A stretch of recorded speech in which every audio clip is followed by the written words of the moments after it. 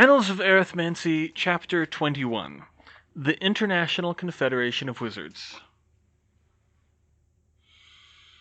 Disclaimer. Come, writers and critics, and J.K Rowling with your pen, and keep your eyes wide, the chance won't come again. 13th of August, 2012. To Hermione's surprise, she was not chained to a chair when she testified to the ICW, as she would have been in a trial at the Ministry of Magic. Instead, she stood, wandless but free, in the middle of the floor while the delegates from around the wizarding world sat around her in something like an indoor amphitheater. She didn't know if that was standard or if someone had pulled some strings to arrange it that way. About 150 witches and wizards stared down at her, a few sympathetically, but many more with hostility, and many others with curiosity or suspicion. Some of her family sat up in the gallery with some reporters and a lot of other officials. Supreme Mugwump Babajide Kingbade stood on a raised dais at the front of the chamber, wearing traditional African robes that resembled the ones Kingsley Shacklebolt used to wear, though more ornate. He had a sour look about him, and didn't take his eyes off Hermione as he addressed the room, and as much as she thought he believed he was doing the right thing by his country, he made her distinctly uncomfortable. "On the matter of Hermione Granger, Doctor of Arithmancy, of the British Isles," Kingbade said, "the ICW has assembled to assess the impact of the disruption caused by Professor Granger's manifesto, and the appropriate response thereto." Manifesto? Hermione thought. Was that what people were saying about her? Since 1689, the International Statute of Wizarding Secrecy has been the cornerstone of magical society. It is central to the wizarding identity, a unifying force in our world. It has been key to keeping us safe from Muggle persecutions, not just in remote centuries, but still today in many parts of the world. My own homeland is but one example. In Nigeria, the greatest number of witch hunts, whether they find true witches or not, are directed at children, who are too young to defend themselves or control their magic. Yet now we see a rabble of troublemakers, long suppressed by good sense, stirred into action by this provocateur. Kingbade went on for a long time, extolling the virtues of the Statute of Secrecy, describing its history and why it was put in place, why it was still needed today, and condemning the actions of those who would see it repealed. He said more about the people reacting to Hermione's paper than about Hermione herself, avoiding casting too many direct aspersions at the outset. She looked around at the room and thought she might have seen some kind of signals between the delegates, but there was nothing clear. Finally, after a speech that was long enough that she wondered if it was meant to tire her out from the standing, Kingbade reached his conclusion. Some of us still remember the terror and the slaughter brought about by the Dark Lord Gellert Grindelwald when he mounted his rebellion against the Statute of Secrecy from 1927 to 1945. A wizard who brought half the wizarding world under his boot heel and nearly destroyed all of us with his brutal ways. Witches and wizards of the world, we cannot allow this bloody and subversive ideology to take hold once more. Hermione Granger, you are the instigator of the present wave of civil unrest. What do you have to say for yourself? Hermione took a deep breath and quickly mentally revised her statement in response to Kingbade's speech.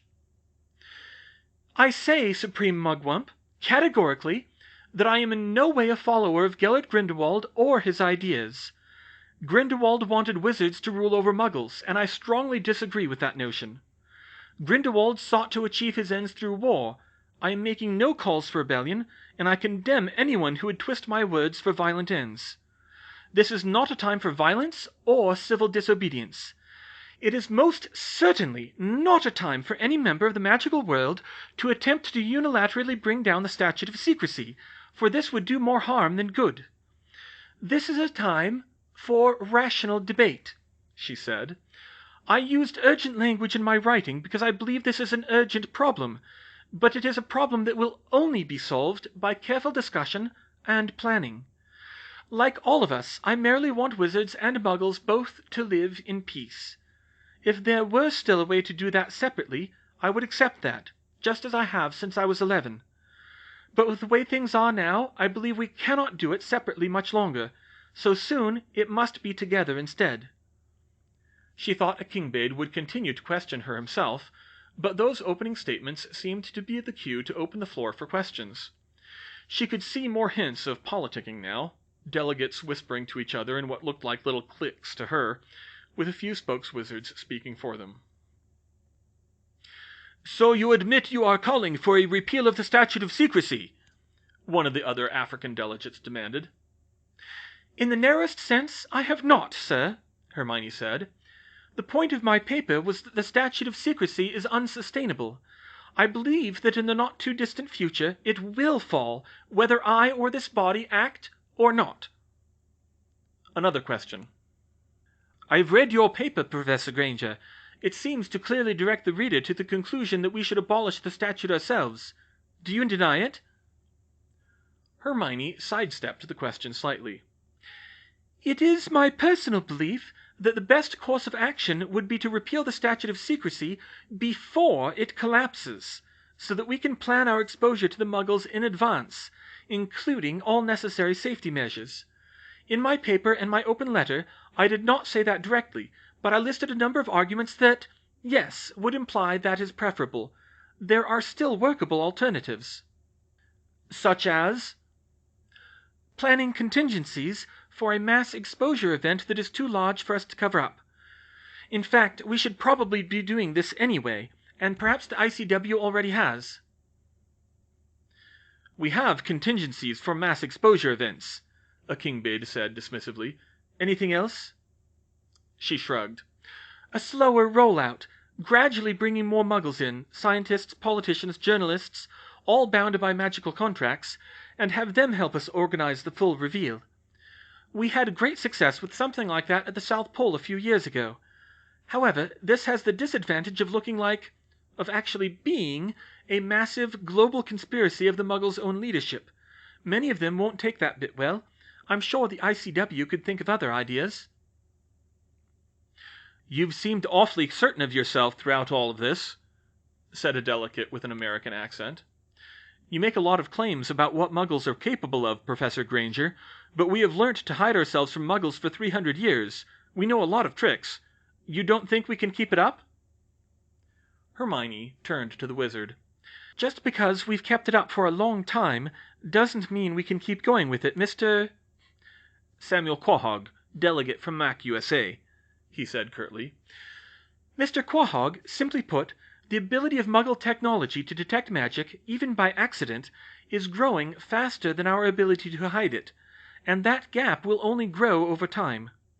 I describe this in more detail in the paper, but the number of cameras in the Muggle world is doubling every 2 years. In England, we are very familiar with these cameras and the trouble they cause. The Muggles use them to catch criminals, but they also see magic done in public, and it is becoming harder and harder to cover up what they see." "And yet you're doing it now. Muggles can be obliviated and their cameras can be wiped clean. Any inconsistencies can be smoothed over with plausible stories. Even if those methods are a bit more difficult, we aren't having any trouble keeping the secret." "But those methods depend on our responding quickly," Hermione said, "before the Muggles tell anyone else. Or to know where magic will be taking place, like magical train platforms. But we can't always predict where magic will take place. Accidental magic by Muggleborns, magical creatures getting loose. It happens. And mobile telephones have made it easier for a Muggle to contact a friend at a different location. Phones with cameras made it possible for them to take photos on the spot, copy them, and send them elsewhere before we can reach them. With cloud storage, some of them are automatically copied and uploaded elsewhere almost instantly. The physical location of those photos can be on another continent by the time an obliviator gets to them." "Do you really believe we're so powerless against the Muggles?" Quahog said. "We can expand our watch over the cities, as we're doing now." "Honestly, yes, I do believe that. And it's not just the cities. Right now, these cameras are mostly in the major cities, where magic is mostly confined to particular unplottable areas and thus is not particularly exposed. But in another 10 or 20 years, They will work their way down to the small villages, where our people live intermingled with muggles and practice magic more openly, and our usual methods of concealment won't be enough. Computer monitoring is also becoming able to watch far more cameras than the muggles can themselves, and to detect problems automatically. The upshot? Muggles won't need to actually see it happening. They'll start to notice something's up from the gaps or glitches in the video. "We've heard this alarmism about muggles before," a different delegate spoke up in a stern voice. "We won't be able to hide ourselves. They will outbreed us. They will turn their weapons upon us. Their pollution will kill us. Even your concern about surveillance cameras, Granger. But all of these have been unfounded. In 3 centuries, the only serious danger has been from those who would deliberately reveal us. People like you!" "Perhaps you are biased by your muggle heritage." The Supreme Mugwump took over the conversation again. "Perhaps it makes you believe they are a greater threat than they really are. Or maybe you want us to reveal ourselves because your loyalty is to them." "No!" she shouted without thinking, and she was surprised to find she meant it. "It would be better if we didn't have to, if we could stay hidden. I think I'm as afraid of revealing ourselves to the muggles as the rest of you, or even more because I can guess how they'll react." "And how, pray tell, is that?" a Kingbade said suspiciously. "Jealousy. Jealousy and anger." "Anger?" a witch who looked to be from Latin America said. "In what way?" "Isn't it obvious?" Hermione said. "We have magic, and they don't. We live decades longer. We're genetically better by many people's standards. That will breed jealousy and the usual fear, but also resentment. There are certain kinds of muggles for whom it would be a crisis of faith and a personal insult. And that's before the accusations begin." "Accusations? Accusations of devil worship? The witch hunts?" "No. Accusations like, what were we doing during the Holocaust?" "The killings in Grindelwald's war? We were fighting Grindelwald, of course." Hermione nodded. "Fair. And what were we doing while the simple flu bug wiped out 100 times the population of the entire wizarding world in the span of 2 years?" A very old man answered, "In the Great War, Professor Granger? That wasn't exactly an easy time for us either, you know." "Perhaps not," she said. "And when earthquakes ravaged Indonesia and Haiti recently, we had our own people to worry about, though some of us did help the muggles. And when tropical cyclones wiped out whole cities, well, even we can't control the weather. There are always excuses, but do they apply every time? These are the questions the muggles will ask once they get over the shock and actually take the time to think about it.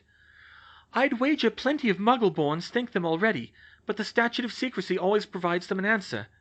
If it fails, where were we when muggles were starving by the tens of millions in China? Could we have helped when 5 million muggles a year were dying of smallpox? Could we have stopped AIDS from becoming a pandemic if we helped early? Could we—" "Enough!" Kingbade roared. "This is nonsense! We don't have the resources to help the muggle world like that." "Yes, we know that, but they don't. Muggles don't have a clue what magic can and can't do. Half of them will probably think we're immortal and can raise the dead. We'll have to explain ourselves and hope they listen. And when it comes to certain things like medical research, I'm not sure they'll find our answers adequate." The Muggle scientists at the South Pole had been understanding, but they did ask those questions. David Bryn had asked too, and had been significantly harsher. At this, Quahog spoke up again, angrier than before. "And here you are, preaching fear of the Muggles! You speak of their power, their numbers, their anger, and the tools they can bring against us. You sound more and more like the doomsayers of the past." She shook her head. "I'm only telling the truth as best I can determine it. The Muggle Internet era has truly been a change of a kind we haven't seen before." "But that's just what he said about their atom bombs," an old European witch said. "How long will it take before they turn their weapons on us? Gellert Grindelwald said those exact words in his Paris rally in 1927. "Would you have us conquer them before it's too late, or simply exterminate them?" another said. "Or do you think, as he did, that the beast of burden will always be necessary?" "Damn it, I don't want war!" Hermione screamed. She spun around, trying to meet the eyes of all the delegates at once. War is the last thing in the world we want, because we'd lose." There were gasps throughout the hall, which quickly subsided to silence. Hermione was shaking. "We'd lose," she repeated softly. She seemed to have the floor now. "Or at the very least, we'd never be able to win, not even if we struck first. 1,000,000 of us against 7,000,000,000 Muggles. We'd never be able to find them all, whatever we actually did with them. And no, they'd never be able to find all of us either. But is that what we want? Both sides dug into our trenches and afraid to show ourselves in daylight? And what about the very Muggle-born children you want to protect, Supreme Mugwump? In your homeland, it may be the worst witch hunt in history, but in other countries, cooler heads will prevail and they'll think of recruiting them." She turned around again, and her eyes met George's up in the gallery.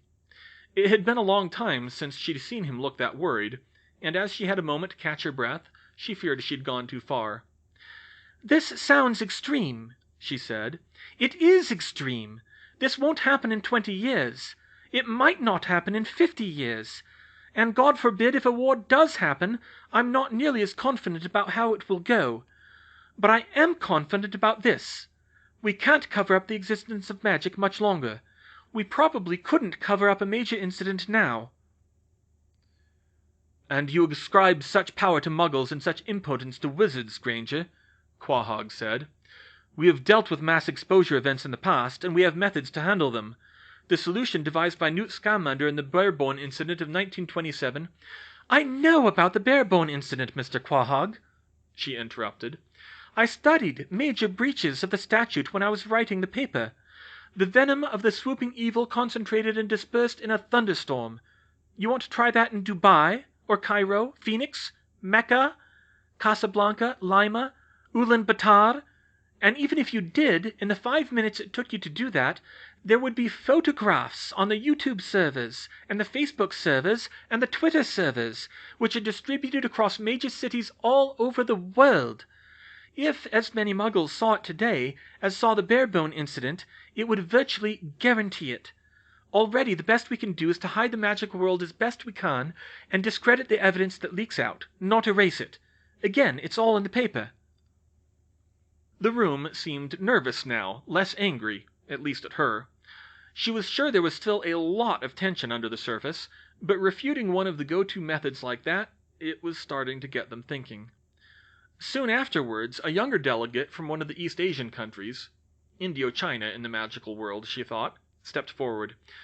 "Let's remain calm, please, and think about this rationally," he said. "There may be other mass obliviation options. What if we use the Muggles' own media? That would allow us to erase their records as well. Can their television conduct an obliviate spell, Professor Granger?" Hermione sighed. No harm in telling the truth, she supposed. "If you tapped into a major ley line intersection, you might make it work in principle. But no Muggle media is universally consumed. You'd never get everyone. And the internet doesn't run in real time. Most of the time, those images will be nothing but random patterns of magnetization on a metal disc in a warehouse somewhere. You can't embed a spell in that. Sooner or later, someone will notice and get in front of it. I'm telling you it's only a matter of time, and 18 years is the most optimistic time I can give you."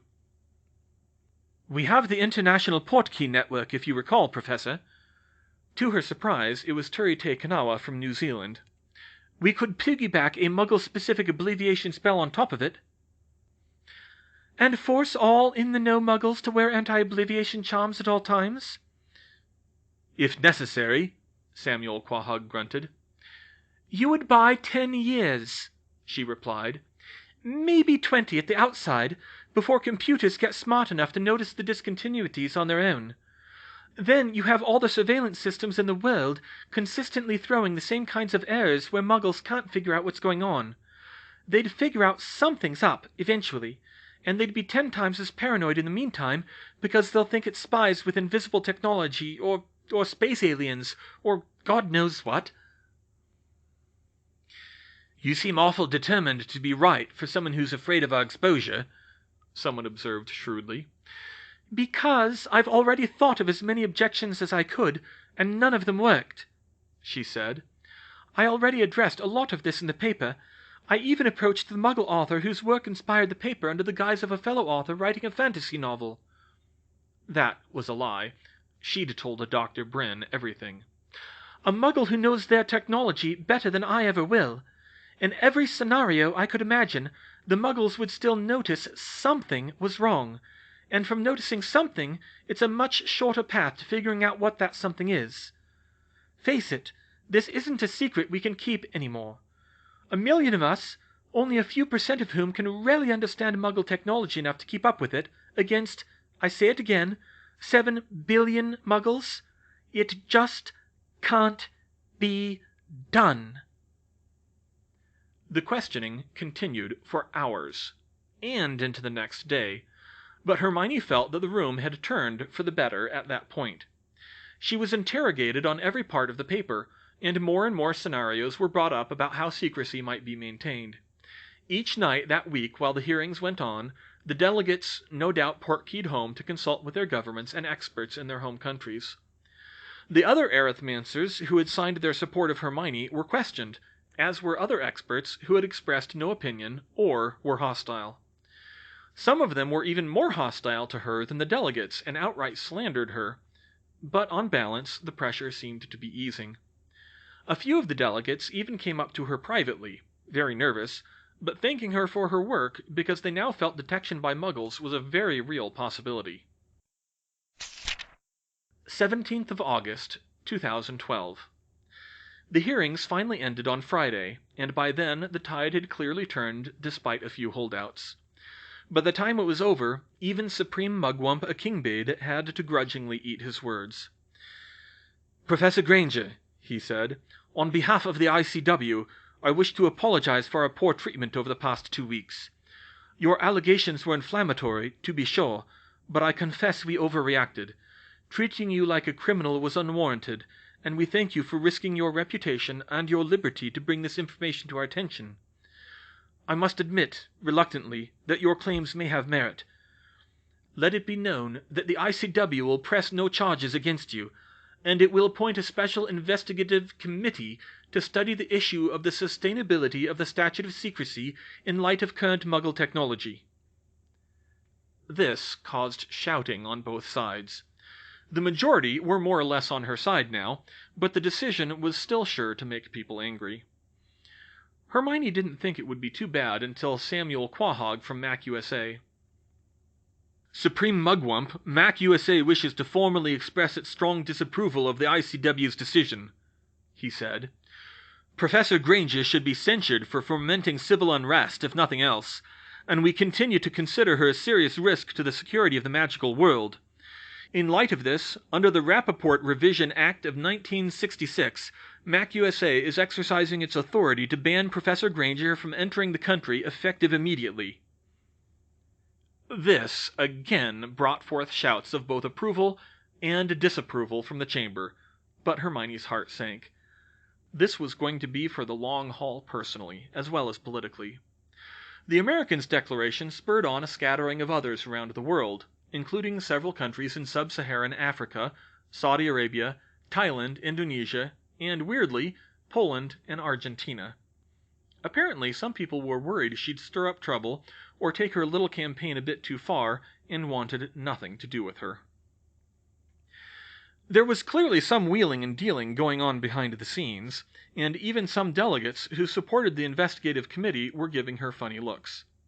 It soon emerged that they were also interested in restricting her movements.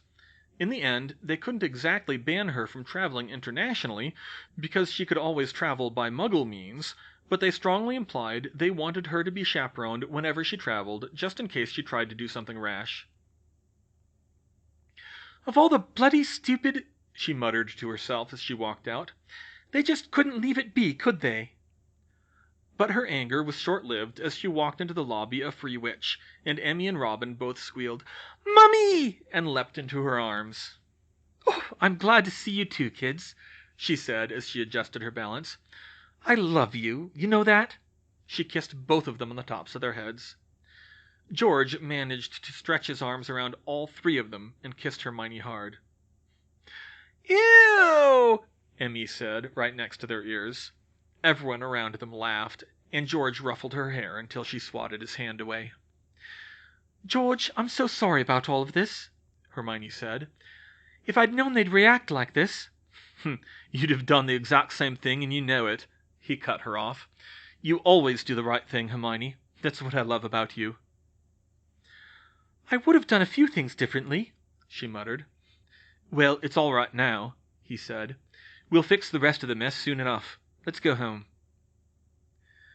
31st of October, 2012. Hermione flexed her fingers and massaged the muscles in her hands, trying to soothe the aches. She hadn't even fought for that long. It had been a curb stomp, really. But like a sprint she wasn't conditioned for, that short frenzy of curses took a lot out of her. Maybe a little more magical conditioning was warranted. She was pretty sure she could still manage a drawn-out running duel like the one she'd fought against Bellatrix Lestrange, but she hadn't been in a real fight in so long that she was out of practice. And it seemed she still needed to stay in practice. She was still angry. Furious, really. She wanted to go off into the woods and burn off her excess energy tearing apart a grove of trees in dark eldritch ways. But she suppressed her rage in front of her children, putting on a pleasant face for their sakes. They'd been traumatized enough already tonight. It had started innocently enough. Emmy wanted to go trick-or-treating, so Hermione put on her most traditional witch's robes for the occasion. Emmy decided she wanted to be Merida, which was embarrassingly easy to pull off. Robin didn't really know what was going on except that there were sweets involved, but she put him in a bear costume, then collected Russell Whitby from down the street and drove them up to the village — it was a bit far for the kids to walk — parking at a friend's house so they could make the rounds. It went fine for a while. Moss was a quiet little village, only a fraction the size of Hogsmeade, and people rarely expected any trouble there. Unfortunately, Hermione and her family had grown complacent about All Hallows Eve over the past decade, and when a curse flew out of the bushes at her edge of the village, she was caught unawares. A wave of clarity not unlike what she felt from Ravenclaw's diadem, and she saw what she had to do before it consciously registered. She was carrying Robin as they were walking back to the car. At that moment she spun on the spot and half dove to place herself between the attacker and the three children. She practically tossed Robin into Emmy as she pushed all three of them to the ground, then twisted her body so she wouldn't fall on them. Screams cut through the night. A jolt shot up her arm as she landed on her elbow, her other hand occupied by reaching for her wand. The first curse exploded behind them, blasting her face with heat and specks of dirt. Another curse flew, and she flicked her wand, barely getting a shield up in time for the spell to explode against it. And then it was her turn. She rolled to her feet and slashed her wand at the bushes even as she reached for her other wand. Twigs snapped in the bushes, clearing some of the brush away. "Drop your wand!" she ordered. She was answered by more spellfire, but she responded twice as fiercely. In seconds the bushes were utterly destroyed, and she could see her attacker, a wizard in a faceless black robe. The duel paused just long enough for her to react. "Drop it!" she shouted again. "Dung-licking mudblood bitch!" The words were slurred. Then he attacked again. Later, she wasn't sure if he'd meant to cast at Emmy, or if he was just so drunk his aim was that bad, but when she heard her daughter scream, that was when Hermione came down on the dark wizard like an avenging angel. When the dust cleared, she had obtained and snapped her attacker's wand, and she quickly checked on the children. Robin had bumped his head when he fell and was insensible with terror. Emmy wasn't hurt that badly. The curse had missed, though she had a few cuts and scrapes from the backlash, and Russell had run halfway across the field by the time she spotted him again. Little kids were fast when they wanted to be. "Mommy?" Emmy said quietly when she approached. Hermione pulled her into her arms, near tears. "It's okay, Emmy," she said. "He's gone. No one's going to hurt you." She raised her wand in the direction of Windrow's house, a mile away, and cast red sparks into the sky as high as she could. She didn't think she'd be able to manage a Patronus for a few minutes. Emmy was still scared stiff. "Mommy, did you do that?" Hermione pulled far back enough to see her daughter's wide eyes staring over her shoulder. She turned around and saw the place where the attacker had been was a smoking ruin, and her heart sank. Emmy was scared of her, or maybe not scared, but certainly intimidated. She quickly turned her away. It's okay, Emmy. It's over. You're safe. I'll always protect you and Robin, I promise. Is he dead? Emmy said. She groaned. Of course she'd pick up on that. If she'd had to kill in front of her kids, even to protect them, but when the Aurors arrived and checked the body, she was surprised to find he was still alive. He looked like a nightmare, and Hermione made sure the kids couldn't get a clear look, but he was alive. Probably for the best, they could question him that way. Unlike with Umbridge, the healers made her lift the curses on him before they treated him. She wasn't keen to it, but she could see why it was necessary. George and the Whitbys arrived to take them all home, and the incident was over. But they wouldn't forget it for a long time. Emmy had settled down by then, although her animated attempt to describe the fight to George made both of her parents uneasy. It might not be the best for her to get too excited about how badass, George's word and not in front of Emmy, her mother was. It was only to be expected that some people would be unhappy about there being even a chance for the statute of secrecy to be repealed, even driven by violence in their anger. Hermione kicked herself for not anticipating it. Things were already changing in magical Britain. After she was cleared by the ICW, Gawain Robards had lost his bid for re-election and was replaced by Penny Haywood in the upset. Tonks was an old roommate of hers and said that she was a half-blood who spent a lot of time in the Muggle world. Anyway, Hermione could only hope the chaos would die down in a few months, but she feared it would continue at least as long as the ICW continued its investigation. Things were changing for her too, and not just because of the attack. She was switching gears in her work. Some of her long-term projects, ones she'd dabbled in over the years, but never put serious effort towards, seemed to take on a new sense of urgency, both because if the statute fell, she had a feeling she wouldn't have much spare time for a long while, and because some of them might come in handy if there were problems with the repeal. Chief among these was replicating Ravenclaw's diadem. When the time came, she'd feel better about having her own copy to work with rather than borrowing the original from Hogwarts. That would be something else that would be good to have in case of emergency, she thought, even if she wouldn't have had time to use it tonight. It wouldn't be easy, though. 1st of September, 2013. Sadly, the civil unrest continued to simmer over the next year, but there were no more serious attempts on Hermione directly. Word got around on what she'd done to the man who'd attacked her family. That wizard, the son of a Death Eater and a habitual drunk, had spent months in St. Mungo's, even with her lifting the most troublesome of the curses on him. Dark magic never came away clean, especially when there were spell interactions. There had been one attack on Harry in the past year. They caught him when he was alone, trying out his new Firebolt Supreme, which he said was finally good for once. 2 wizards dropped down from above him and tried to hex him out of the sky. This didn't end well for them. Harry and Ginny had so perfected their mental connection over the years that to attack one of them was to get cursed in the back by the other before you knew what hit you. Hermione had come to King's Cross again today to see off Marcus for his 5th year. But this year she was joined by the rest of her family, and by more of her old classmates, notably including Harry and Ginny. James was starting his 1st year with young Morgan Lupin by his side, and both looked very excited. In other news, Headmistress McGonagall decided that this was an excellent time to retire. As Hermione recalled, her exact words were, "2 generations of marauders is enough." Sasha Lupin had responded to this with, "Clearly I haven't been trying hard enough." But they were in good hands. Professor Flitwick had graciously agreed to take McGonagall's post, saying he liked a challenge. Marcus was less enthusiastic this year. In addition to the grueling owl year before him, he had been the target of ire this past year because of Hermione's political activism. The debates about the statute of secrecy within Hogwarts were just as fierce as without, and Marcus was stuck in the middle. By the time he came home for the summer holidays, he was expertly imitating Harry's angsty teenager phase. Harry himself had told him to lighten up, but it only had so much effect. The one major difference inside Hogwarts, according to the kids, was that there was more uncertainty and fear among the students than among the adults in the world at large. Or maybe that was just the loud ones. Sasha had reported that Columbia Malfoy was simply afraid, rather than angry like many of the old family purebloods.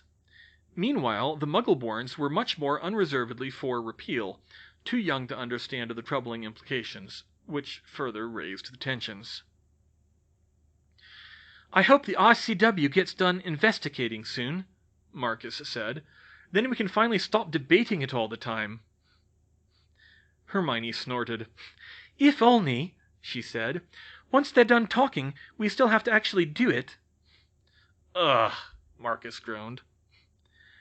The ICW was indeed still investigating, and largely hadn't consulted her for information or insight.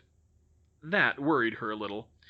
Just putting it off would eventually see the decision taken away from them, but the insider information said that they were making genuine progress and the committee would eventually recommend repealing the statute of secrecy. Until then, though, she would be waiting. 14th of April, 2014. It is the recommendation of the Special Investigative Committee on Global Secrecy that the International Statute of Wizarding Secrecy be repealed in a controlled fashion within 10 years, or risk forcible and irrevocable exposure by the Muggles. The uproar in the ICW chamber that week was palpable. A lot of people were embarrassed over having to eat crow after their harsh words 2 years ago, and some of them were still strongly against it. It did, however, mean that Hermione's travel restrictions should be lifted soon, so that was a plus. It took them 3 weeks of debate to actually approve the repeal, during which the arguments for why they couldn't keep hidden were rehashed again and again, more times than even Hermione cared to count. Finally, it went through, with no small help from Percy Weasley, who was by now the British delegate. The wizarding world would come out of the shadows within 10 years. All that remained was to pin down an exact date. It had taken 3 years to fully implement the statute when it was first enacted, but everyone said it would take even longer to dismantle it. A minority argued that it couldn't be done even in 10 years, but the committee was firm on that point. Hermione, through the Percy, had proposed the 1st of January 2020 as the effective date of repeal as a middle-of-the-road compromise, but there were still detractors. Supreme Mugwump, the American delegate said, not Quahog anymore, he'd been elevated to president. "While MAC USA has, after much deliberation, determined to acquiesce to the ICW's decision, we cannot countenance any kind of reveal in 2020, the potential chaos caused by revealing the existence of magic during a Muggle election year is too great to risk." "This is preposterous," one of the other delegates objected. "There's always an election somewhere. We can't accommodate every country. Why should MAC USA get special treatment?" "Don't think we made this call lightly, sir," the American said. "Why should MAC USA get special consideration? Because the United States remains the most influential country in the Muggle world, and its elections are the most impactful. Indeed, what other elections could be? Russia? Those of you who are familiar with Muggle politics, does anyone doubt Vladimir Putin will be re-elected in 2018 without a struggle? The Chinese president is elected by the legislature. India? Of regional importance, to be sure, but global? But in addition to this, the United States is one of the most religious and prejudiced against magic Muggle countries in the Western world. The Second Salemers would never have been able to function in any other Western country in the 20th century. If we were to reveal ourselves in an election year, this prejudice would be used as a political token and could be used to turn far more people against us than at any other time. This could have worldwide implications for the revelation to go smoothly." A Kingbade did seem swayed by that argument. "You make a compelling case," he said. "Does MAC USA have a proposed date of its own?" "In the Muggle world, the first 100 days of a president's term is considered to be a time for actively pursuing his political agenda.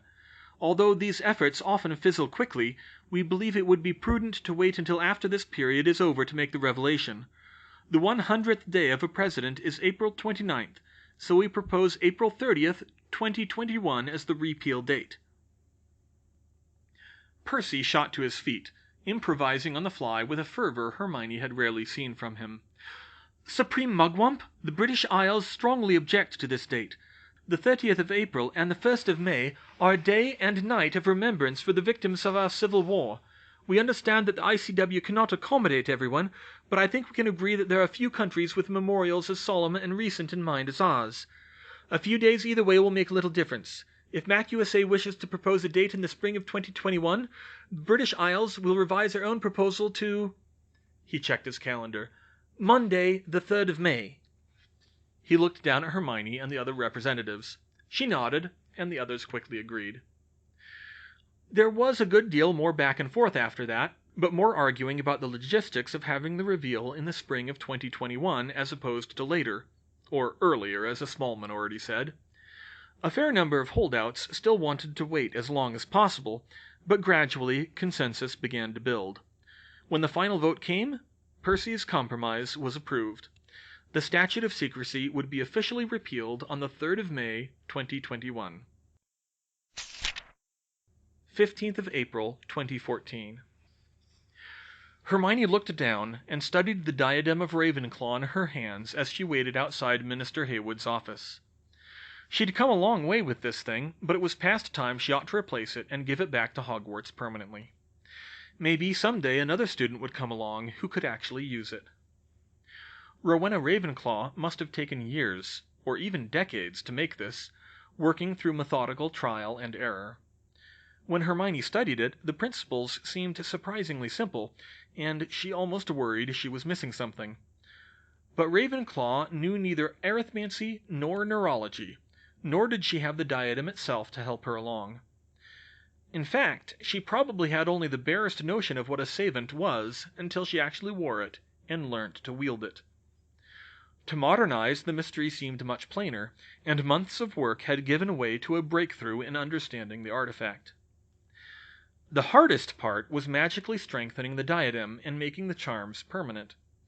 It took a fair amount of alchemy, but changing the more ethereal qualities of the silver rather than the base ones. That was in addition to the runes, minor rituals, and, at one point, polishing it with a memory potion. That was one of the more minor things she needed to talk to the minister about today. The replacement diadem wouldn't be an exact replica, of course. Rather, it would be an Archimedes jeweler's original, and it was one of her hardest pieces because she had so little guidance for what she wanted to do. Hermione first looked for symbolism tied to memory.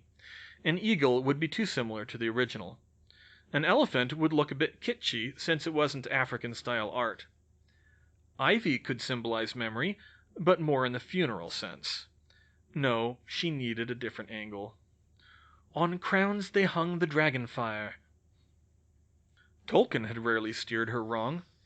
She couldn't take it as literally as she had with Dragon Tooth. She was pretty sure that wasn't what was intended by the poem. A more abstract representation of dragonfire, but even then she didn't have much to go on. She looked at a lot of possibilities online and saw only hints of what she had in her mind. Mostly she was winging it.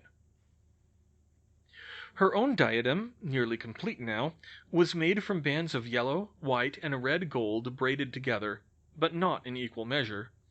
Loops and swirls came off of the main band, trying to make it look windswept. It was studded with small diamonds and a type of large gem she hadn't created before, fire opals. That took a whole new manufacturing process on her part and a lot of experimentation to get those slapdash splashes of color just right. She considered calling it Dragonfire, but eventually decided on the Sidereum, meaning starry, for the opals. "You've certainly done a lot with that diadem, haven't you?" George said beside her, motioning to Ravenclaw's. "It's better to finally put it back where it belongs," Hermione replied. "Get one more thing wrapped up." "I'm sure you'll think up plenty more," he teased her.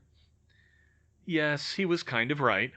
They may not have been planning to repeal the statute of secrecy for 7 years, but for herself she had plenty to do in the meantime between homeschooling 2 kids and her arithmancy work. Finally, they were let in to see the minister. Minister Penny Haywood, a cheerful-looking woman with long blonde hair and bright blue eyes, had easily won over the voters, but Hermione was more pleased to see she had grown into the role quickly and had become a strong advocate for the repeal position, not to mention Hermione herself. "Professor Granger, Mr. Weasley, welcome back," the minister said, "and congratulations. This was a hard-won fight for you most of all." "Thank you, Minister," Hermione replied, "and thank you for your support this past year. Incidentally, I take it my travel restrictions are lifted?" "Yes, of course," Haywood said with a chuckle. "You have plans?" She held up the diadem. "Yes, I need to make a trip to Africa to find some natural mortality ivory for the ritual to duplicate this thing. It's impossible to source in Britain these days." For good reason, but still, it was inconvenient. There weren't any replacements for ivory with similar alchemical properties. In fact, it was a bit surprising that Ravenclaw hadn't used any ivory in the diadem itself. "You know, you still amaze me sometimes, Professor. So what is this about? You said it was important in your note." Hermione glanced at George. "Something that should be kept secret," she said. "Some of it extremely secret. I want to start a program that will anticipate potential threats from the repeal and work to prevent them." "The ICW's already looking at that," Haywood said. "Mac USA has been complaining that they still have Scourer descendants to worry about, modern-day witch hunters who will come out of the woodwork if they can prove magic really exists." "That could be a problem, but that's not what I'm talking about, ma'am. You know what I can do with magic, but consider, the Muggles could easily have 100 scholars who are my equal in mathematics, and still more in other fields." She gave that a moment to sink in, and Haywood's smile vanished.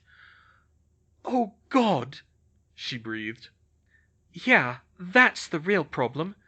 Have you read about that project I did a while back to prevent wizards from building nuclear weapons? It's that kind of thing, but now we need to get ahead of the Muggle curve." She looked to her husband again. "George, I haven't even told you all of this, and I can't tell you how much I appreciate you not pushing me on it. It's time that I told you what I really did to Bellatrix Lestrange."